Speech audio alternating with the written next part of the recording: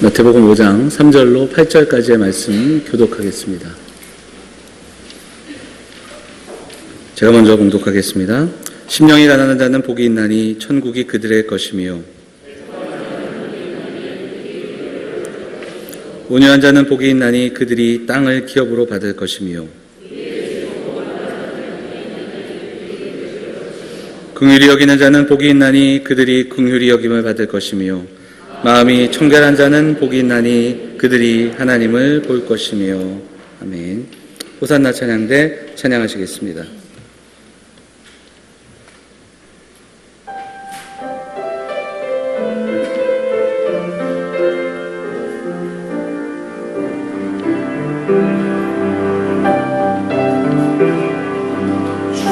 주님 나의 평생을 함께 하시리라.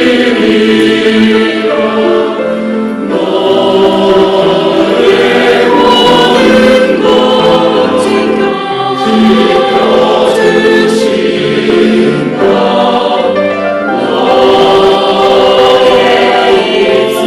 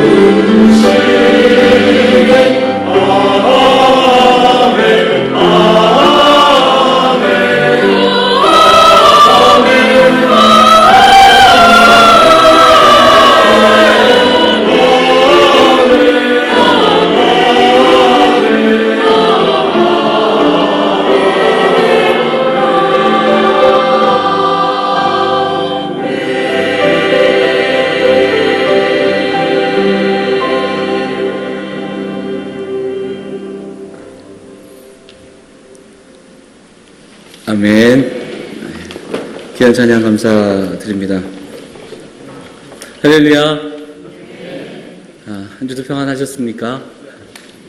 더운 날씨 속에서도 건강 유의하시고, 특별히 이제 휴가 기간이 시작이 됐는데 오고 가는 발걸음 속에서도 안전하게 다녀오시고 또 건강함 지키는 이 여름이 되시기를 바랍니다. 양옆에 계신 분들, 앞에 계신 분 먼저 인사 좀 나누도록 하겠습니다. 잘 오셨습니다. 반갑습니다. 인사할까요? 네. 우리 계속해서 산상수훈의 팔복의 말씀 보고 있고요. 마음이 청결한 자의 복이라는 제목으로 오늘 말씀을 좀 나누도록 하겠습니다. 자, 몇 가지, 나집사님 거기 앞으로 한 칸 오셔도 됩니다. 거기 약간 젖어 있을 거예요. 예, 괜찮습니다. 앞으로 오셔도 돼요. 예, 괜찮으시겠어요? 한 칸 오셔도 되는데. 예. 예.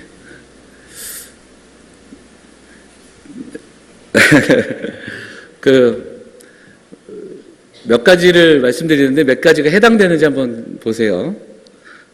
본인이 아니라 주변에 그런 분이 있는가? 내가 그런가? 하루에 30번 이상 손을 씻는다. 다른 사람이 내 물건을 만지는 것 절대 싫다. 공용 화장실 절대 가지 않고, 앞에 다른 사람이 쓴 변기도 사용하지 않는다. 집에 손님 찾아오는 거 정말 싫고, 다른 사람 집에 가면 제일 먼저 청결도를 확인한다. 요거 외에도 몇 가지 더 있는데 여기까지만 할게요. 여기서 한 2개나 3개 이상 해당되시면 좀 점검을 해봐야 된답니다. 깨끗함을 넘어서는 거죠.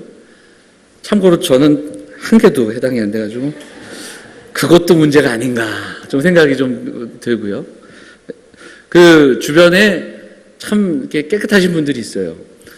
친한 목사님들하고 제가 한 2-3달에 한 번씩 이렇게 1박 2일 모임을 갔는데 그 중에 한 분은 숙소에 들어가면 저희가 짐을 내려놓기도 전에 바닥을 막 닦아야 되는 분이 있습니다. 화장실 점검하시고 막 물 뿌리고 깨끗하게 닦고 물티슈 항상 이만큼 갖고 다니는 왜 저러고 살까 막 이러면서 그런데 정말 깔끔하고 그런 분들이 계시더라고요. 제가 오늘 뭐 웃자고 드리는 말씀은 아니고 요즘 이렇게 슈퍼나 또 마트를 나가보면 그 물건 앞에 특별하게 향균, 멸균 이런 게 붙어있는 물건들이 굉장히 많고 많이 팔립니다. 그리고 마스크도 그냥 예전의 마스크가 아니라 절대로 아무것도 이렇게 들어올 수 없는 꽁꽁 싸매는 마스크들이 많이 나오는데 왜 그러냐면 그만큼 청결함이 필요한 때이기 때문에 그럴 겁니다. 그리고 또 민감한 때이기에 그렇습니다.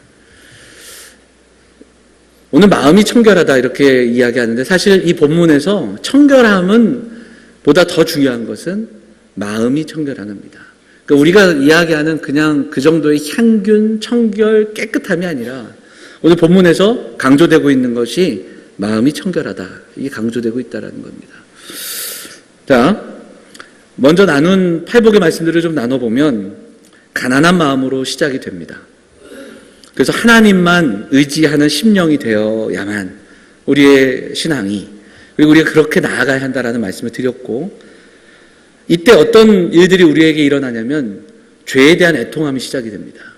내 안에 죄가 있음으로 말미암아 부패된 내 자신을 돌아보게 되고 그리고 죄를 보며 애통하게 됩니다. 그런데 이 애통함은 무엇과 연결이 되는가? 지난주에 살펴본 긍휼히 여김과 연결이 됩니다. 왜냐하면 내가 죄인이고 내 죄가 용서받은 이 사실이 얼마나 귀한 일인가를 깨달으니까 나와 너 사이에 흐르는 죄를 바라보게 되는 것이고 그리고 내가 죄인임을 깨닫고 다시 한번 하나님의 은혜를 구하며 나아가게 되는 겁니다. 그리고 긍휼히 여기는 자의 삶을 살아갈 수 있는 겁니다. 그리고 가난한 마음으로 또 애통한 마음으로 긍휼히 여기는 마음으로 살아가면 그는 온유한 자의 심성을 가지고 살아갈 수 있습니다. 이 땅 가운데 하나님의 움직이심을 기다릴 수 있는 그 여유와 소망을 품으며 살아갈 수 있습니다. 그리고 이 땅 가운데 의를 구하며 하나님의 의를 구하며 목마른 심정으로 살아가는 자가 되는 겁니다. 그리고 이제 오늘 그렇게 따로 띄어놓을 수 없는 하나의 큰 이야기 속에 우리는 또 하나의 이야기를 보게 되는데 그게 바로 마음이 청결한 자가 복이 있다라는 겁니다. 여기서 나오는 마음은 그냥 우리가 생각하는 이 마음, 어떤 심성, 감정 이것을 넘어서는 그래서 마음을 인격의 좌소다, 심성의 어떤 전체다, 속사람의 전체를 표현하는 그런 단어인 것을 보게 됩니다. 그래서 성경 말씀에 모든 지킬 만한 것 중에 더욱 네 마음을 지키라. 왜냐하면 생명의 근원이 이에서 남이니라. 심지어 마음이 생명의 근원이라고까지도 이야기하는 것을 보게 됩니다. 이 자본의 말씀이 우리에게 주는 만큼 참 마음이 중요하죠. 그래서 선조들도 그 마음을 강조하는 이야기들을 많이 합니다. 백범 김구 선생님이 쓰신 그 글 속에서 그런 글을 보게 되는데 우리 그 백범 김구 선생님이 어렸을 적에 참 그 당시에 먹고 살기 힘든 때에 그 김구 선생님의 아버지가 야 관상장이라도 해라. 그럼 먹고 산대더라. 이 한마디를 딱 듣고 야 이렇게 힘든 때에 먹고 살 수만 있다면 하면서 관상쟁이가 되려고 그 책을 여러 권 사다가 관상에 관한 책을 공부하기 시작했답니다. 그래서 공부를 하다 보니까 이거 실습을 해야 되잖아요. 제일 먼저 실습을 누구에게 했냐면 거울을 보고 자기 얼굴을 본 겁니다. 그래서 내 관상을 봤더니 세상에 이렇게 흉한 관상이 없더래요. 그러면서 불길하고 흉한 관상, 야 내가 내 관상이 이 모양인데 내가 무슨 남의 관상을 봐주겠냐. 그러면서 책을 찢기 시작했습니다. 막 책을 찢으면서 포기하고 책을 찢다가 책의 마지막에 나온 글귀를 보게 되는데 그 글귀가 이렇습니다. 관상은 신상만 못하고 신상은 심상만 못하다. 이렇게 되어 있답니다. 자, 이게 무슨 말씀입니까? 아무리 좋은 얼굴도 튼튼한 몸보다 못하며 몸이 아무리 튼튼해도 마음이 깨끗한 것보다 못하다는 그 글귀가 있어서 그걸 보고 깨달았답니다. 관상보다 심상이 중요하구나. 그래, 나는 관상보다는 심성에 힘쓰는 사람이 돼야 되겠다. 이렇게 일찍이 이런 마음을 품고 살았다. 그런 기록을 우리에게 보여줍니다.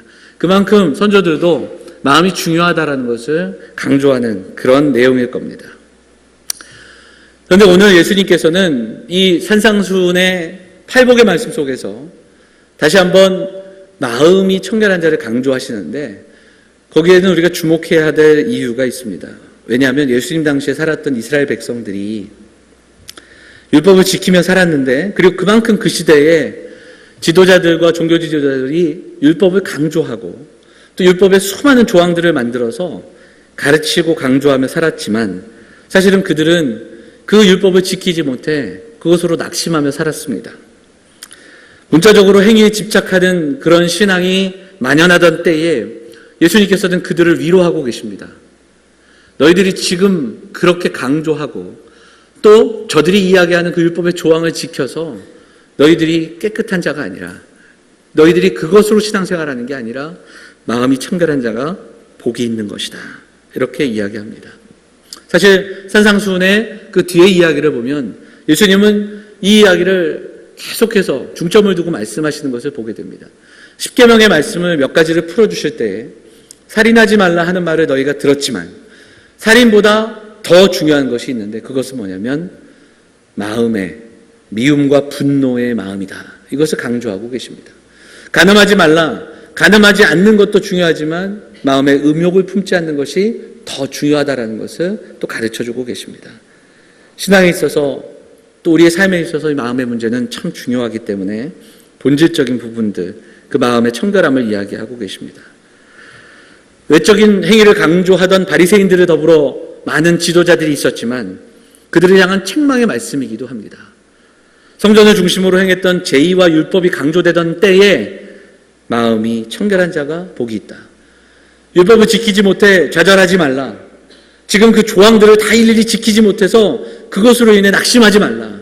마음이 청결하면 복된 자다. 그렇게 권면하며 위로하며 또 충고하고 계시는 겁니다.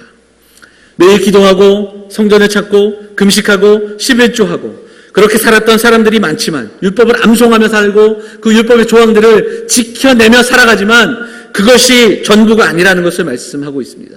아무리 그것으로 자신을 포장하며 살아도 그 마음이 청결하지 않으면 하나님을 볼 수 없다고 분명히 말씀하고 있는 겁니다. 이것은 우리에게도 적용이 됩니다. 매주 성경책 들고 교회에 나오고 그리고 성경을 가지고 있고 성경을 공부하고 성경을 암송하며 예배하며 살아도 직분을 가지고 봉사하며 또 선한 행위를 가지고 살아가도 그 마음이 청결하지 않으면 하나님은 그 마음을 보신다라는 것을 오늘 성경은 우리에게 말씀하고 있다라는 겁니다. 자, 그런 마음이 청결하다는 것이 어떤 의미일까 하나씩 좀 살펴보도록 하겠습니다. 몇 가지로 좀 정리해보자면 여러분 마음이 청결하다는 것은 죄와 싸우는 것입니다. 죄를 멀리하는 것입니다. 디모데후서 2장에 보면 그릇에 대한 비유가 나옵니다. 큰 집에 그릇이 여러 가지다 이렇게 이야기하죠. 뭐가 있습니까? 금그릇, 은그릇, 또 질그릇, 나무그릇이 있습니다. 그런데 그 본문의 말씀을 보면 어떤 것이 귀하게 쓰입니까? 금그릇이기에 귀하게 쓰입니까? 은그릇이기에 귀하게 쓰일까요? 그렇지 않습니다. 성경은 말씀합니다. 자기를 깨끗하게 하면 귀히 쓰는 그릇이 된다. 그렇게 분명히 말씀하고 있습니다. 청결하다는 뜻은 물론 죄와 무관하고 무조건 우리가 승리하고 유혹에 빠지지 않는다라는 말씀이 아닙니다. 왜냐하면 죄성을 가지고 있기에 우리는 여전히 죄인이기에 유혹을 받고 넘어지고 실수합니다. 다만 우리에게 죄와 싸울 수 있는 힘과 용기를 주셨습니다. 그래서 우리는 죄와 싸우며 성령의 도우심을 가지고 말씀을 붙들고 또 기도하며 하나님의 뜻을 향하여 돌이키며 그리고 죄와 싸우는 그런 믿음의 사람들이 되어야 할 줄 믿습니다. 마음의 청결함을 위하여 우리의 인생 가운데 바로 그 죄와 싸우는 사람들이 되어야 할 줄 믿습니다. 한 번에 이루어지는 사건이 아닙니다. 내가 구원의 확신을 가진다 해서 우리의 마음이 한 번에 단번에 깨끗해질 수 있는 게 아니라는 거예요. 우리의 마음이 청결하면 죄가 없는 완전한 상태가 아니라 우리가 죄를 가지고 있지만 죄인이지만 하나님께 더 가까이 나아가며 하나님 은혜 주시기를 소망하며 하나님을 신뢰하며 나아갈 때 부어지는 깨끗함, 부어지는 은혜라는 것을 우리는 분명히 기억해야 됩니다. 기에르 케고르는 우리에게 이런 이야기를 들려줍니다. 마음의 깨끗함, 진정한 마음의 깨끗함은 오직 하나의 목적에 몰두할 때 시작됩니다. 하나님께 속한 거룩한 목적에 몰두할 때 나는 우리의 마음이 깨끗해짐을 느낄 수 있습니다. 이렇게 그 이야기를 들려줍니다. 우리의 영혼의 시선을 주님께 맞출 때 우리의 삶을 거룩하게 하시는 주의 은혜를 경험하는 저와 여러분이 되어야 할 줄 믿습니다. 자, 그런데 그냥 여기서 이제 마음이 청결하는 것이 죄와 싸운다로 끝나지 않고 제가 서두에도 말씀드렸던 내용과 더불어 문맥에서 이 마음이 청결하다는 것은 무엇일까 우리가 좀 한 번 더 묵상해 본다면 이 단어적인 의미에서 이런 해석이 있습니다. 쭉정이가 없이 알곡만 있는 것 이렇게 이야기합니다. 이것은 조금 바꿔 설명하자면 제가 예전에도 한번 설명했는데 방이 있습니다. 그러면 그 방을 청소하죠. 깨끗하게 청소하기에 아무것도 없이 그냥 텅 빈 방, 깨끗한 방으로 놔두는 것이 청결한 것이 아니라 있어야 할 것이 제자리에 있는 겁니다. 중요한 것이 중요한 자리에 있는 것이 청결하다 이렇게도 이야기하는 것을 보게 됩니다. 또 하나 이 단어의 설명을 보면 물이 섞이지 않은 순수한 포도주를 뜻할 때 바로 이 그 단어가 쓰입니다. 그러면 결국은 무엇인가?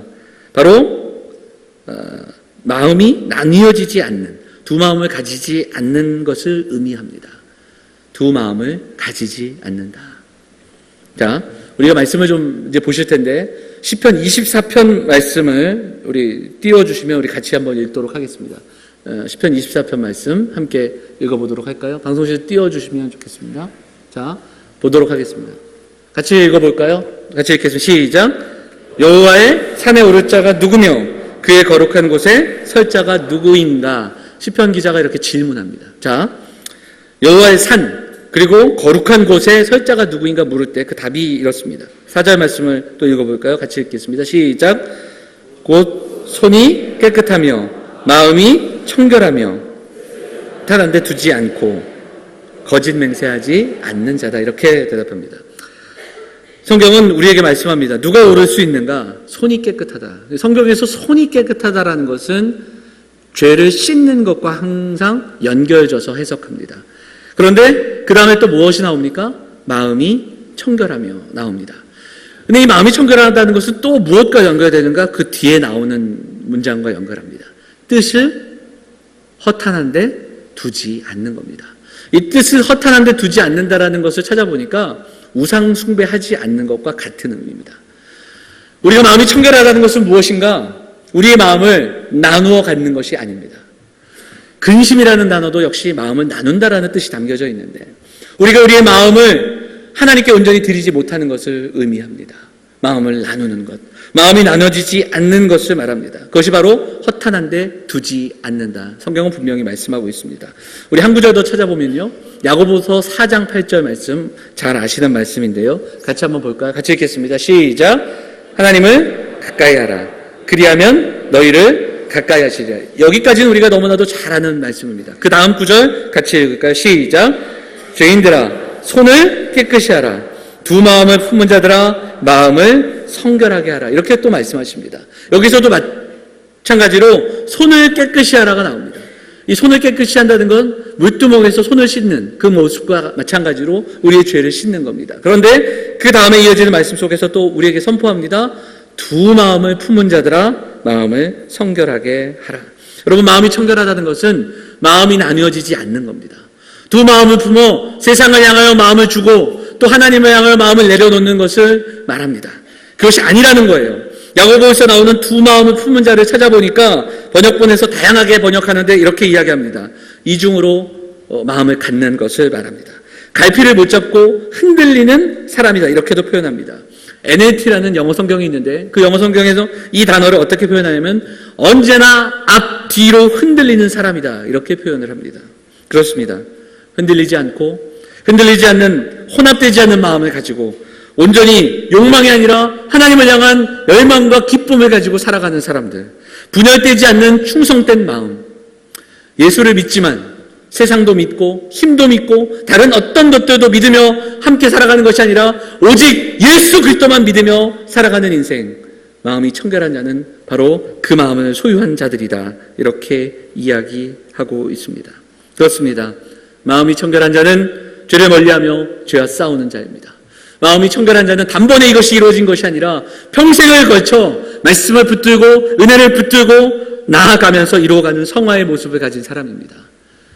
마음이 청결한 자는 두 마음을 품지 않고 갈팡질팡하지 않으면서 허탄한 것에 마음을 두지 않고 세상과 하나님 사이에 머뭇거리지 않는 그러한 인생을 의미하고 있습니다. 그럼 그 마음이 청결한 자에게 주시는 복이 무엇입니까? 마음이 청결한 자는 어떻게 됩니까? 복이 있나니 그들이 하나님을 볼 것이며. 그렇습니다. 여기서 본다는 것은 대면한다, 하나님을 만난다는 의미가 있습니다. 여러분, 우리가 하나님을 볼 수 있을까요? 여러분, 하나님을 보신 적이 있으세요? 성경에 하나님을 본 사람이 있나요? 모세가 보았죠. 근데 모세가 본 것이 하나님의 온전하신 형상인가요? 하나님의 등 뒤를 보았다, 이렇게 이야기합니다. 아브라함이, 다윗이, 그 수많은 사람들이, 물론 예수 그리스도 이 땅에 오심으로 예수님은 예수 그리스도를 본 사람이 바로 하나님을 본 사람이다, 이렇게도 말씀을 하시지만 우리는 성경을 통해 그들이 하나님을 만난 사람들의 이야기는 결국 하나님의 영광을 본 사람들입니다. 하나님의 크신 은혜, 하나님의 일하심, 하나님의 영광을 경험한 사람들이 바로 하나님을 본 사람들입니다.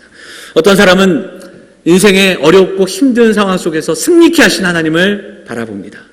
어떤 이는 연약한 인생을 살아가며 아프고 힘든 육체를 가지고 살아가다가 우리를 치유케 하시는 하나님을 바라보게 됩니다.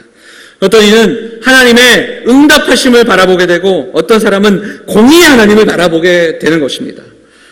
그리고 그렇게 하나님의 영광을 경험한 사람들의 동일한 고백은 또 어디로 나아가는가? 그들은 갈증과 갈망을 가지고 하나님 그 영광을 다시 보여주십시오. 하나님의 은혜를 내게 보여주십시오. 주여 주의 영광을 바라보게 하십시오. 이렇게 더 기도하는 모습을 우리는 보게 됩니다. 그렇습니다. 오늘 마음이 청결한 자가 복이 있다고 말씀하십니다. 그리고 그가 하나님을 볼 것이다. 오늘 우리가 이 시간에 함께 우리를 좀 돌아보았으면 좋겠습니다. 오늘 하나님이 우리에게 이렇게 묻고 계시는 것 같습니다. 너는 나를 만나고자 하는 그 열망을 가지고 이 자리에 나왔느냐? 너는 나를 보고자 하는 그 갈망으로 살아가고 있는가? 나의 영광을 경험하며 살아가고 있는가? 우리에게 묻고 계시지 않겠습니까? 그분을 알고 싶은 열망을 가지고 살아가십니까? 그분을 보고 싶은 그 열망을 가지고 예배하며 그 영광을 사모하며 예배하고 계십니까? 예배 가운데 하나님의 그 영광 앞에 압도당하며 은혜를 경험하는 그 경험을 여러분 갖고 계십니까? 오늘 우리가 이 말씀을 붙들고 우리의 마음을 나누게 하는, 하나님의 말씀 앞에 온전히 집중하지 못하게 하며 여전히 지금도 우리가 하나님을 끝까지 사랑하지 못하게 하는 그 분열된 마음들을 내려놓고 온전히 충성된 마음으로 변화시켜 주시기를 소망하고, 그리고 오늘 우리의 마음을 분열케 하고 우리의 마음을 더럽게 하는 그러한 잘못된 요소들을 내려놓고 은혜를 구하는 사랑하는 성도들 다 되시기를 주의 이름으로 축원을 드립니다. 아까 말씀드린 것처럼 그저 예수를 믿는 자에 머무르지 말고 예수 그리스도만 믿으며 살아가는 사랑하는 성도들이 되어주시기를 부탁을 드립니다.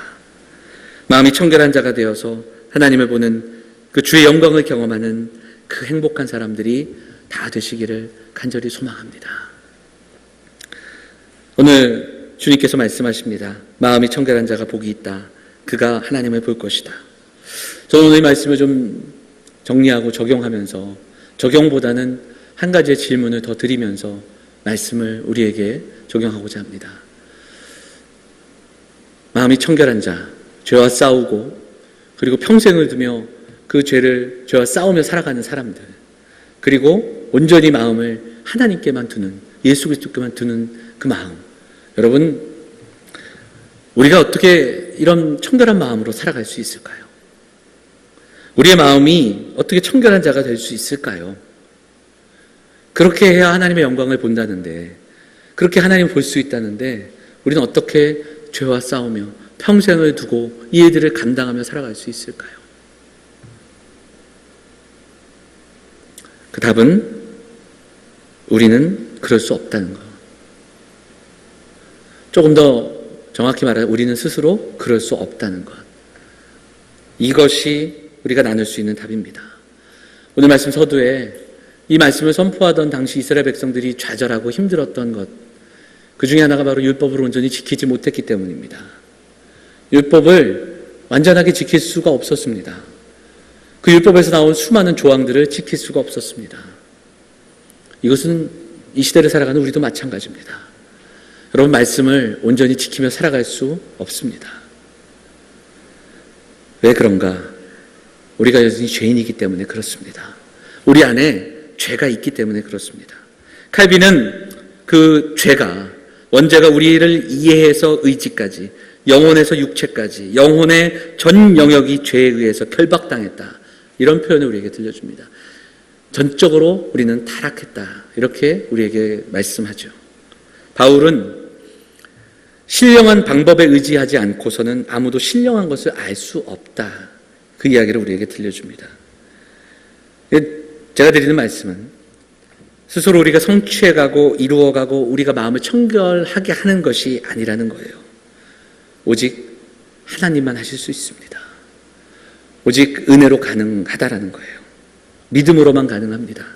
사도행전 15장에 보면 예루살렘 공회에서 베드로가 이방인들에 대한 이야기를 전하는 장면이 나옵니다.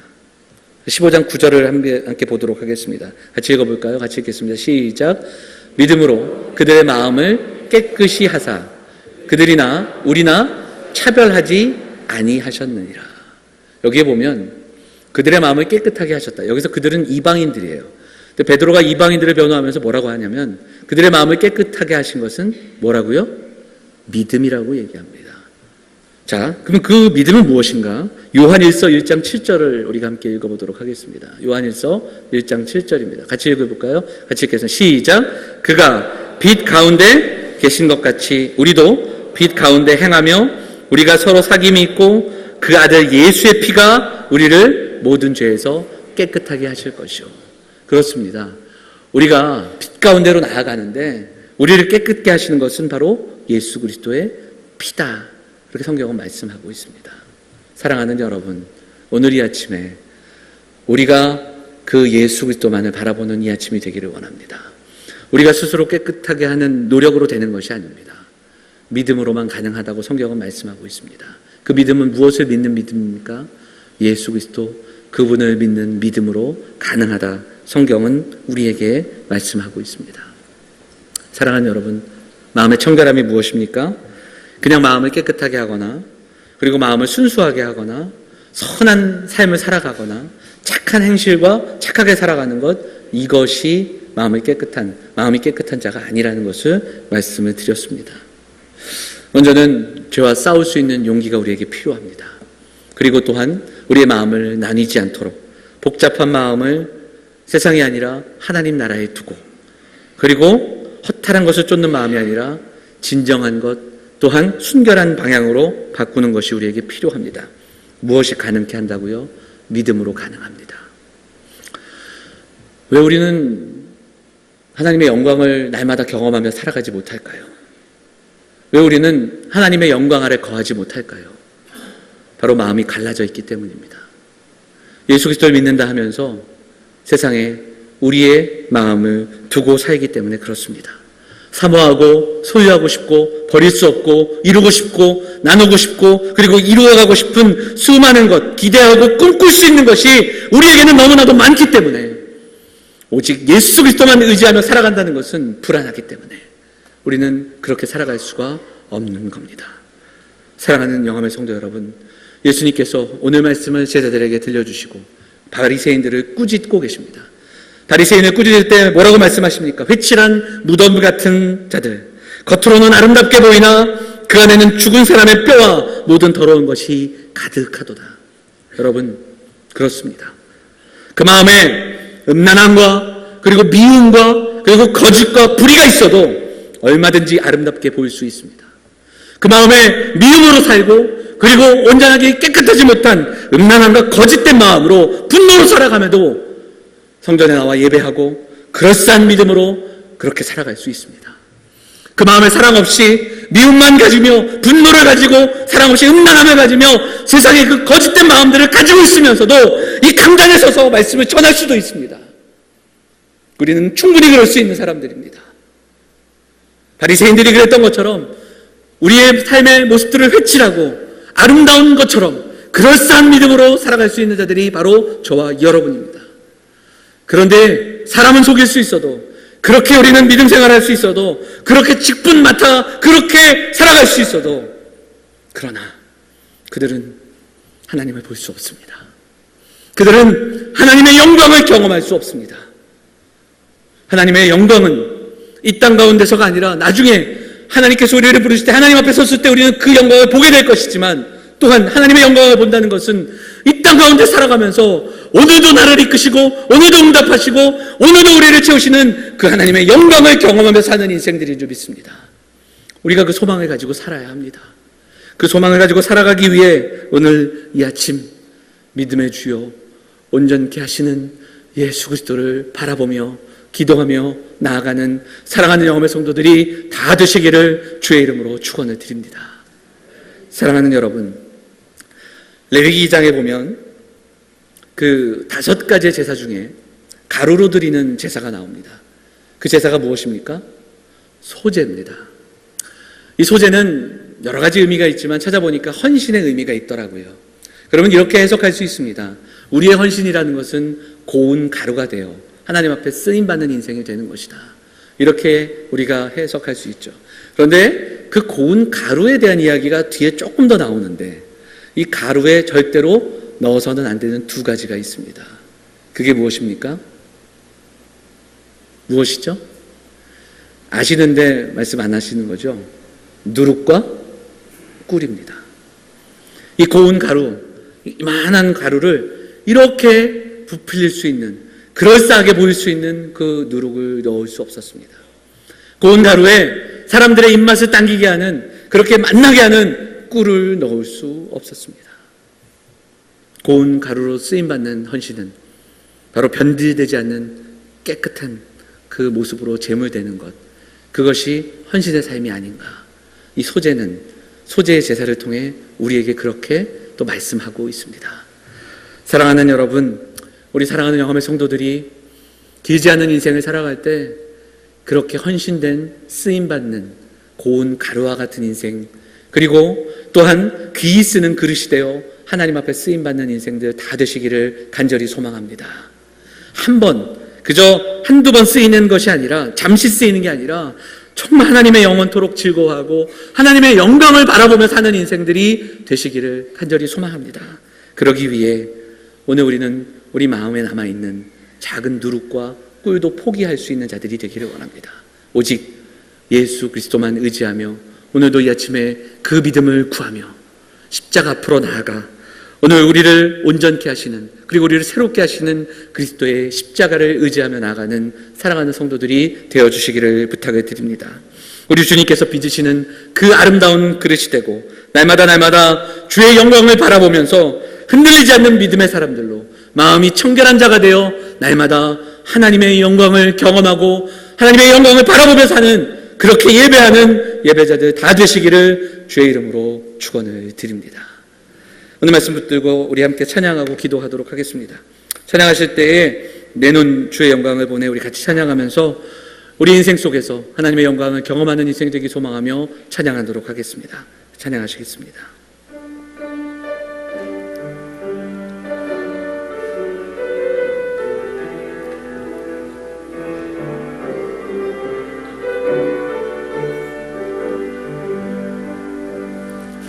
내 눈 주의 영광을 보네. 우리 가운데 계신 주님, 그 빛난 영광 온 하늘 덮고 그 찬송 온 땅 가득해.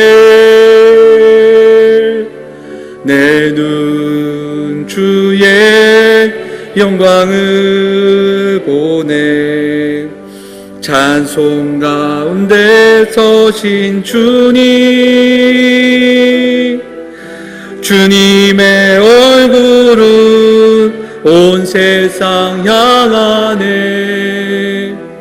권능의 팔을 드셨네. 주의 영광 이곳에 가득해. 선의 주님과 함께 하며 우리는 전진하리. 모든 열방 주 볼 때까지 주의 영광 이곳에 가득해. 주의 영광 이곳에 가득해.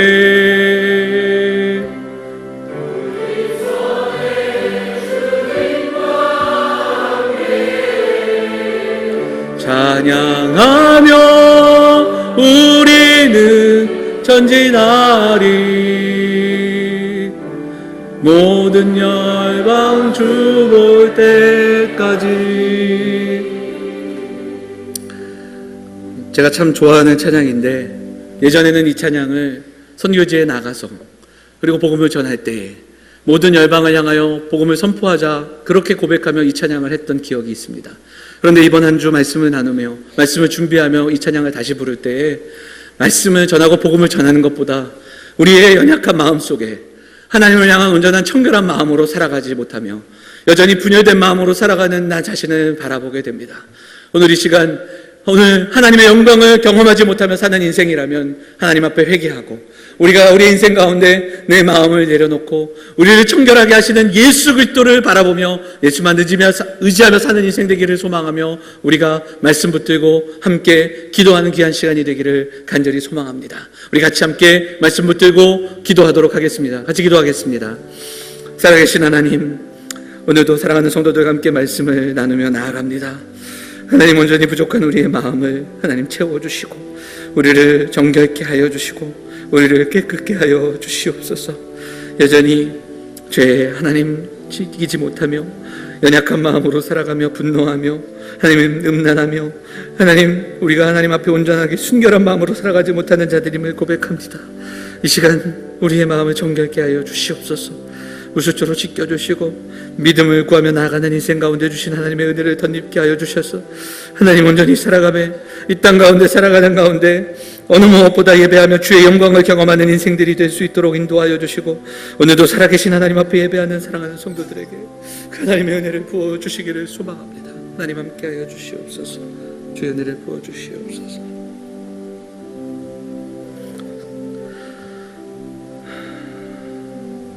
사랑과 은혜가 풍성하신 아버지 하나님, 오늘도 이 시간 우리에게 주의를 허락하여 주시고 우리의 발걸음을 인도하여 주셔서 주님 앞에 나와 연약하고 분주한 그리고 나뉘어진 우리의 마음을 내려놓게 하시니 감사를 드립니다. 복잡한 마음들 내려놓게 하시고 우리의 마음밭을 기경해 주신 하나님의 은혜를 경험하는 귀한 시간이 될 수 있도록 인도하여 주시옵소서. 하나님, 내 고집과 내 생각을 내려놓게 하시고 온전히 믿음만을 구하는 이 아침이 되게 하여 주시고 하나님께서 위로하시고 또한 치유하여 주시는 은혜를 경험하는 이 시간이 될 수 있도록 하나님 함께하여 주시옵소서. 말씀 앞에 우리의 마음을 내려놓습니다. 다윗의 고백처럼 우리를 정결케 하여 주시고 또한 그 은혜를 삼하며 나아가오니 이 시간 우리를 깨끗게 하여 주시옵소서. 인생을 살아가며 하나님의 얼굴을 갈망하며 주의 영광을 바라보며 사는 인생들이 되게 하여 주시고, 오늘도 은혜가 필요하여 나왔사오니 은혜로 우리를 적셔주시고 덧입혀 주시옵소서. 사랑하는 주의 교회 가운데 어린 심령들을 맡기셔서 유아부에서부터 초등부까지 성경학교를 잘 감당하게 하여 주셔서 감사합니다. 사랑하는 교사들 하나님 힘주시고 또한 이 모든 시간들을 통하여서 우리 어린 심령들의 마음에 잊을 수 없는 하나님의 은혜가 새겨지게 하시고 사랑하는 어린이들 그 마음이 정결케 되는 귀한 은혜를 경험하는 성경학교가 될 수 있도록 하나님 인도하여 주시옵소서. 앞으로 준비하고 있는 우리 중고등부, 청년부 수련회를 기억하여 주시고 하나님께서 준비하는 손길이의 지혜와 또한 은혜를 더하여 주셔서 또한 이 땅 가운데 가장 어렵고 힘든 세대 우리 청소년들에게 복음이 심겨지게 하시고 우리 청년들이 힘을 얻어 회복되는 은혜가 경험되어지는 수련회가 될 수 있도록 인도하여 주시옵소서. 휴가 기간입니다. 오고 가는 발걸음들을 인도하여 주시고 참으로 더운 계절에 연로하신 어른들, 환우들, 우리 성도들의 건강을 지켜주시옵소서. 오늘도 하나님 전에 나와 예배하며 삶을 드리고 또한 헌신하며 또 예물을 드린 손길에 함께하여 주시고 우리 온 교회 또 모든 성도들 우리 모든 공동체가 쓰임받는 귀한 그릇이 되고 깨끗한 그릇이 되어 주님이 쓰시기에 아름다운 인생들 다 될 수 있도록 하나님 인도하여 주시옵소서. 오늘도 예배하며 나아갑니다. 한 주의 삶을 지켜주시고 날마다 동행하여 주셔서 삶을 통하여 삶의 자리에서도 주의 영광을 경험하며 사는 귀한 인생들이 다 될 수 있도록 하나님 인도하여 주시옵소서. 이 모든 말씀 우리를 권하신 예수 그리스도의 이름으로 감사하며 기도하옵나이다. 아멘. 다 같이 자리에서 일어나셔서 찬송가 540